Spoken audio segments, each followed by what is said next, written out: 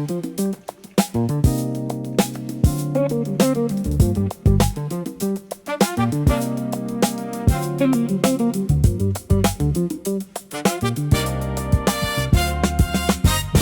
is how I made bread with pumpkin seeds and flax seeds. Come on.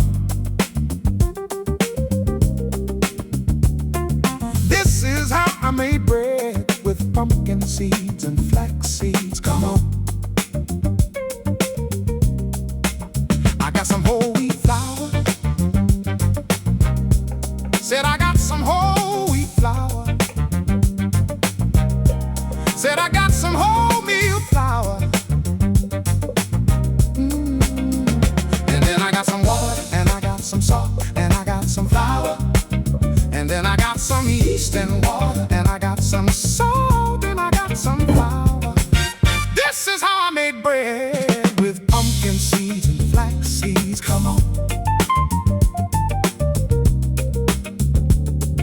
This is how I made bread with pumpkin seeds and flax seeds. Come on.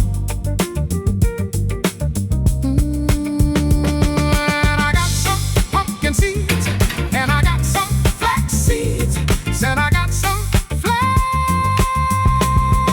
seeds, and then I